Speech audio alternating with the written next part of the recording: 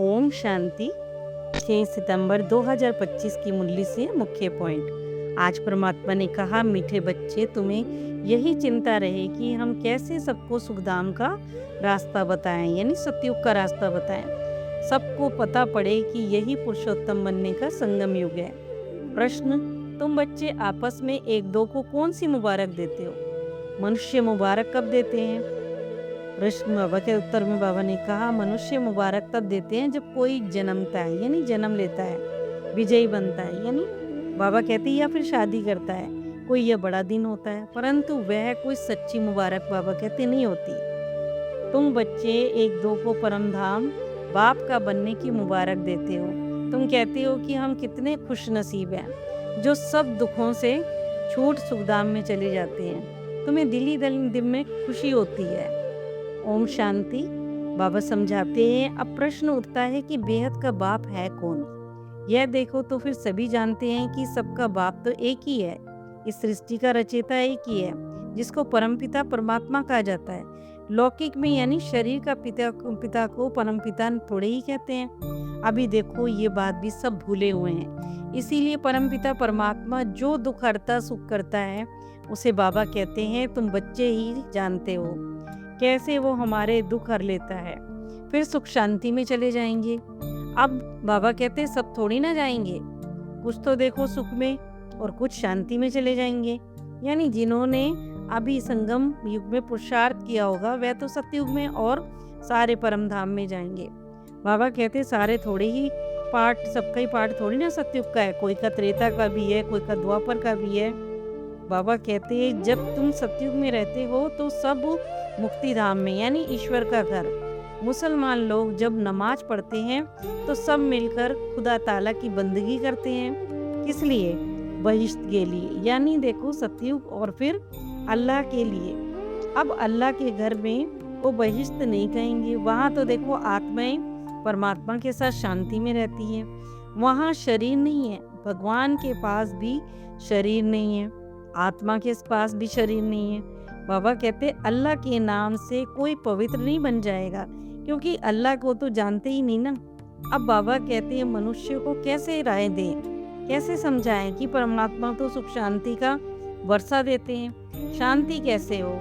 शांति थी कब? कैसे समझाए? जो बच्चे सर्विस करते रहते हैं उनका चिंतन चलता रहता है। बाबा कहते हैं कि ब्रह्मा मुख वंशावली ब्राह्मण को ही परमात्मा ने अपना परिचय दिया है, मनुष्य के पाठ का भी परिचय दिया है।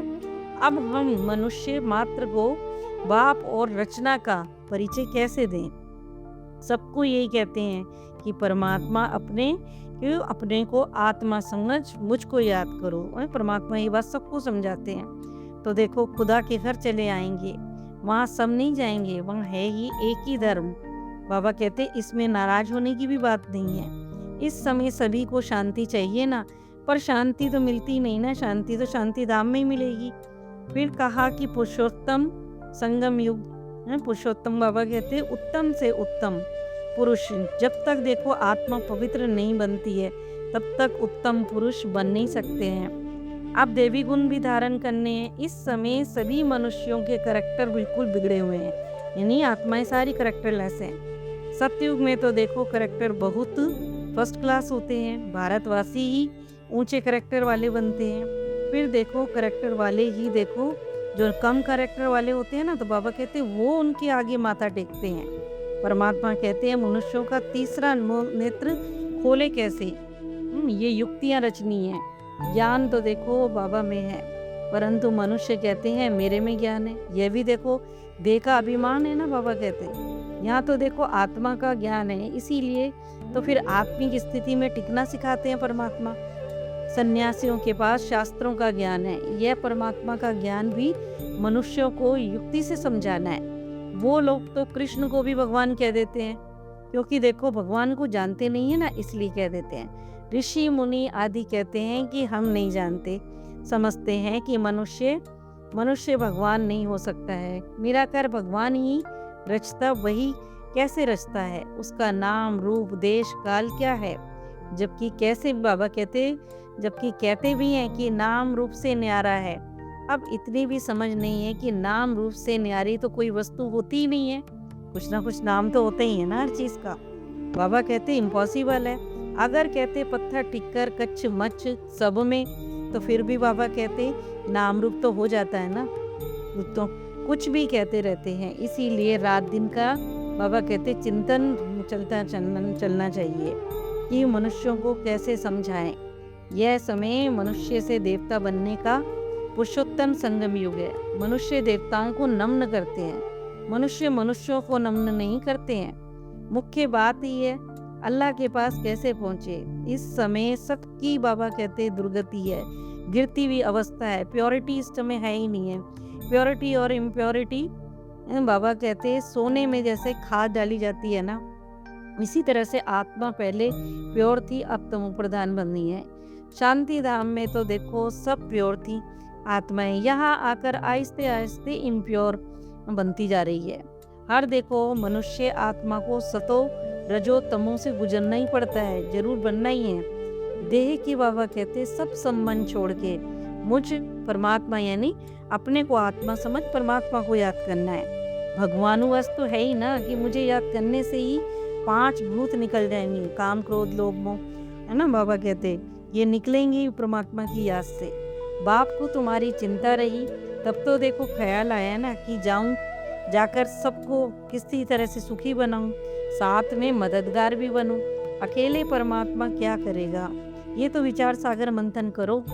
क्या ऐसा उपाय निकाले जो मनुष्य झट समझ जाए कि हर चीज पहले सतो यानी नई होती है फिर पुरानी होती है। बच्चे इतनी प्रदर्शनी करते हैं फिर भी देखो मनुष्य कुछ भी समझते नहीं। तो भिन्न भिन्न बाबा कहते उपाय तो फिर करने पड़ते हैं ना, जो कि फट से बाबा कहते फट से कोई भी संपूर्ण नहीं बनता है। चंद्रमा थोड़ा थोड़ा धीरे धीरे करके तो संपूर्ण बनता है ना, ऐसे ही हमें भी टाइम लगता है। वह तो है जड़, बाबा कहते हैं चंद्रमा को बाबा कहते वो तो जड़ है, पर हम तो चैतन्य है ना, हमारे में तो जान है ना। टाइम तो लगता ही है ना। मुसलमानों को बाबा कहते हैं मुसलमानों के मौलवी को भी समझाएं कि तुम यह नमाज क्यों पढ़ते हो, किसकी याद में पढ़ते हो।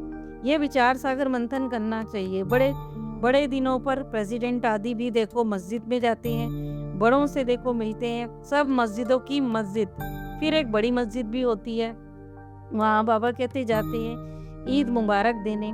अब मुबारक तो फिर जब हो ना, जब हम सब दुखों से छूट जाएं, सुख धाम में चले जाएं।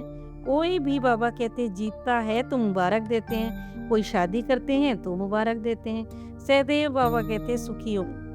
परमात्मा कहते मुबारक हो, तुम देखो 21 जन्म के लिए पदम पति बन रहे हो, परंतु तुमको लोग मुबारक दे नहीं सकते हैं, क्योंकि बाबा कहते लोग तुम्हें जानते ही नहीं है। अगर ये तो फिर देखो खुद भी अगर जानते होते तो लायक बन जाते। तुम तो देखो गुप्त हो ना, तुम कितने खुश नसीब हो। कोई लॉटरी निकलती है ना, तो बाबा कहते कोई बच्चा भी जन्मता है तो क्या कहते हैं मुबारक हो। परमात्मा कहते तुम आत्मा दुर्गति को पाई हो, अब सदगति को पाती हो। और परमात्मा ने समझाए। अब देखो सूर्यवंशी कुल में महाराजा महारानी बनते हो। नीच बाबा कहते हैं जो नीचे होते हैं ना, नीच मुबारक उनको ही देंगे। जो नीच कुल के होते बाबा कहते हैं वो उनको ही मुबारक देते हैं। जो विजय माला के दाने बनते हैं, जो पास हो उन्हें मुबारक मिलेगी, उन्हीं की पूजा भी होगी, क्योंकि ऊंचा पद आत्मा ही तो पाती है। फिर भक्ति मार्ग में उनकी पूजा वापस होने लग जाती है। मनुष्य को पता ही नहीं है क्यों पूजा होती है। फिर कैसे समझाएं हम पवित्र बने, दूसरों को कौन कैसे पवित्र बनाएं। दुनिया तो देखो बहुत बड़ी है ना, घर घर में सबको पैगाम पहुंचाना है। बाबा कहते पर्चे भी गिराने, एरोप्लेन से कहते हैं ना बाबा पर्चे गिराने से भी बाबा कहते सबको तो नहीं मिल पाते ना पर्चे। यह तो देखो एक एक को हाथ में पैगाम देना है। बाप के घर का भी पता नहीं है। यह भक्ति दान पुण्य तो फिर जन्म जन्मांतर करते आए हो, परंतु रास्ता मिला कहाँ। बाबा कहते भक्ति कितनी की, पर परमात्मा को तो नहीं मिले ना। अनादि चलता आया है, लोग कह देते हैं अनादि चलता है। ये तो अर्थ बाबा कहते हैं अनादि का भी उनको नहीं पता है। और देखो तुम्हारे में भी नंबरवार समझते हैं। जो बाबा कहते हैं ब्राह्मण बच्चे भी हैं, वो भी अनादि का मतलब नहीं समझते हैं। अनादि जो खुद ही उपजा है। ज्ञान का भी देखो हिसाब समझाया जाता है। प्रारब्ध 21 जन्म वह है। है, सब फिर है दुख हिसाब समझाया जाता है, किसने कितनी भक्ति की। यह सब रेजगारी बातें एक एक को नहीं समझा सकते। क्या करें, कोई अखबार में डाले, टाइम तो लगेगा ना। सबको पैगाम इतना जल्दी मिल नहीं सकता है। अगर सभी पुरुषार्थ में बाबा कहते करने लग पड़ेंगे तो स्वर्ग में ना, तो फिर स्वर्ग में ना आ जाए, यह तो हो नहीं सकता ना। तुम तो फिर पुरुषार्थ, बाबा कहते तुम पुरुषार्थी हो, स्वर्ग के लिए ही करते हो। अब हमारे धर्म में कैसे निकले, कैसे पता पड़े कौन कौन ट्रांसफर हुए हैं। हिंदू धर्म वाले असल में देवी देवता धर्म के हैं। जो बाबा कहते पक्के हिंदू होंगे ना, वही अपने आदि सनातन देवी देवता धर्म को मानेंगे। सबको लगता है कि इन्हों को इतना बड़ा राज्य कैसे मिल गया, क्योंकि इस समय राजाई है ही नहीं जो जीत बाबा कहते जीत के लिए की जाए। तुमको भी देखो परमात्मा से ही ये बात पता पड़ी है। पुरुषार्थ कराने वाला चाहिए ना, जो अपने को जान कर अल्लाह को याद करे। मुसलमानों से भी देखो पूछो, याद करते हो तो फिर अल्लाह के पास जा रहे हो? तो बाबा कहते वो मूंझ जाते हैं, मतलब बता नहीं पाते, समझ नहीं पाते हैं। वहाँ विकारी आत्मा तो जा नहीं सकती है। आत्मा कोई फट से बाबा कहते बच्चों को दुखों से छुड़ाएं, सुखी बनाऊं। ऐसे ही तुम्हें भी देखो परमात्मा का मददगार बनना है। घर घर में पैगाम देने की बाबा कहते युक्ति रचनी है। ये होमवर्क दिया बाबा ने। विजय माला का दाना बनने का पुरुषार्थ करना भी है, कराना भी है, और पूज्य बनना वरदान। मैं निमित्त कर्म योगी, करण बाबा कहते करणहार हूँ। करावनहार बाप है। अगर यह स्मृति स्वतः रहती है तो सदा लाइट के ताजधारी व फिर बेफिक्र बादशाह बन जाते हो। जितना लाइट रहेंगे बाबा कहते उतना ही बेफिक्र बादशाह रहेंगे, क्योंकि इस समय ही ऐसा चल रहा है, चारों तरफ से समस्याएं हैं, पर इसमें भी समस्याओं में रहते हुए परमात्मा की याद से हमें हल्का रहना है। बस देखो बाप और मैं, तीसरा कोई नहीं। यह जो अनुभूति बाबा कहते हो जाती है ना, तो आसानी से वो बेफिक्र बादशाह बना देती है। जो देखो ऐसे बादशाह बनते हैं वे माया जीत, कर्म जीत और प्रकृति जीत बन जाते हैं। वो माया पे भी कोई भी प्रॉब्लम आए उस पे भी जीत पा लेते हैं, वो अपनी कर्मेंद्रियों पे भी जीत पा लेते हैं, वो इस प्रकृति 5 तत्वों पे भी जीत पा लेते हैं। लेकिन अगर कोई गलती से भी किसी भी व्यर्थ भाव अपने ऊपर बोझ उठा लेते हैं ना, तो बाबा कहते ताज जो लगना होता है ना, ताज मिलना होता है, उसकी वजह वो फिक्र का ताज रख लेते हैं। फिक्र के अनेक टोकरे सिर पर आ जाते हैं। वो ताज तो फिर उतार देते हैं, क्योंकि समस्याओं में गिर गए तो वो ताज उतर जाता है। तो बाबा कहते हैं नहीं, याद में रहोगे तो वो ताज रहेगा। स्लोगन, सर्व बंधनों से मुक्त होने के लिए दैहिक बातों से नष्टो मोह मनो। दैहिक संबंध होते हैं ना, जितने भी हमारे शरीर के संबंध है, ये दैहिक संबंध है। तो बाबा कहते हैं इनसे भी नष्टो मोह बनना है। अच्छा, ओम शांति।